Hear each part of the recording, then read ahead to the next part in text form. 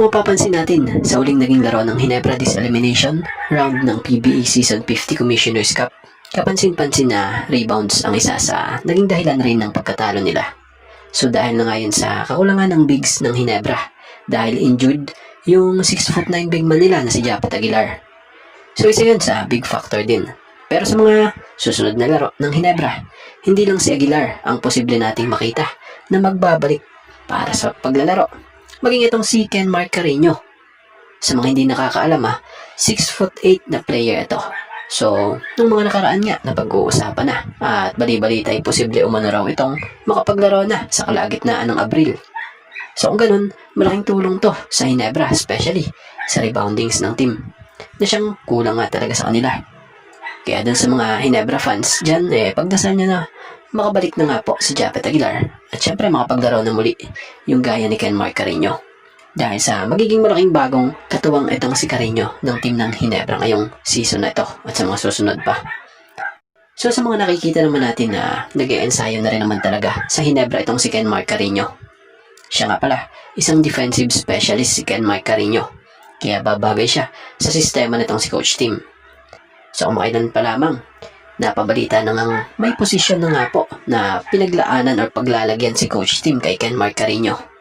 At ito ngayon, batay sa nabasa natin nabanggit nitong si Coach Tim, hindi raw nito paglalaroin si Kenmark bilang center position, kundi gagawin niya nga itong big wingman. So doon pa lang kita mo na malaki talaga ang tiwala na agad nitong si Coach Tim dito sa kakayahan ng isang Kenmark Carreño. At kagandahan mga kay Kenmark Carreño, gagawin niya nga raw lahat kung anong ipalaro sa kanya, lalaroin niya at ibibigay niya ang 100%. Hindi niya nga raw sasayangin at pakakawalan pa dahil ang daming nangangarap maglaro para sa Ginebra. Kaya isa siya sa maswerte. So abangan natin soon si Kenmark Carreño dahil anytime soon, posible na natin siyang makita suot ang uniforme ng Barangay Ginebra. So speaking of Jason David, so matatandaan namang si Jason David ay nagsuffer ng kanyang first major injury sa naging debut game ng Barangay Ginebra sa 2026 PBA Commissioner's Cup ng Season 50 against Macau Black Bears. So dahil nga sa injury na tinamo niya sa game na ito nag-undergo o mag-undergo ang nasabing manlalaro ng surgery for a torn ACL. So para sa player, may halong panghihinayang dahil ilang taon din niya pinagporsigihan magkaroon ng quality time sa loob ng hardcourt. So totoo naman yun dahil andun na siya Kahit pa nga tayo nakita natin ang pagpupursigi nitong si Jason David na mag-level up ang kanyang laruan kung saan nagte-training pa nga ito. Bukod doon nakikita ni Coach Tim na sa ensayo pa lang ng Ginebra, all out na nga agad yung pinapakitang performance niya. Kaya lang, bagamat nakuha na niya yung quality minutes, mukhang hindi pa nga talaga iyon yung tamang oras niya. Dahil na nga sa nangyaring injury ito. So kahit pa paano, malaking kabawasan sa Ginebra si Jason David dahil nawalan sila ng isang napaka-hustle ring player at big factor din sa team. So kagandahan naman kay Jason David, di naman daw ito nangangamba dahil naniniwala nga siya na may plano daw sa kanya si God. Kaya nangyari ito. So matagal nga siyang mawawala at aasahan natin na mas malakas pa siya sa pagbabalik niya.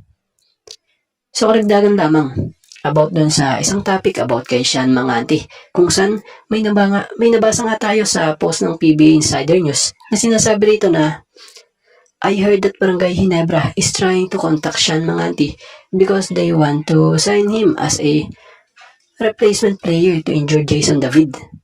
But according to our source, Barangay Ginebra only wants to give him a short-term contract. So there is no development yet in this transaction because there are also PBL teams talking to him right now to pick him up to play in the MPBL 8 season. Source, Ginebra Insider. So yung Sean Manganti, kung titingnan natin kagaya ni Jason David, isa itong small forward sa team. Sa pagkakaalam natin huling naglaro ito sa Phoenix. At kung titingnan natin, ngayong kasalukuyan, wala na nga siya sa final lineup ng team. So maaaring posibleng pwede itong kunin ng ibang team kung sakali. Pero correct me if I'm wrong Di kasi natin alam kung hawak pa ito ng Phoenix. Pero kung hindi, why not, diba? Dahil may taas itong 6'4". Napaka-pisikal maglaro. Handang makipagpalitan to ng mukha. Bukod pa doon, may shooting rin talaga ito. Pero kung pag-uusapan kung idadagdag to sa Hinebra, sa tingin natin, yung rumor na ito mananatiling rumor lamang.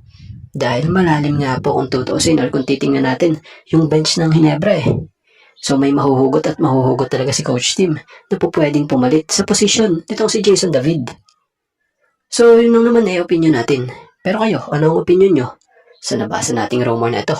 Sa tingin nyo ba kukunin pa kaya ng Hinebra yung gaya ng isang Sean Manganti?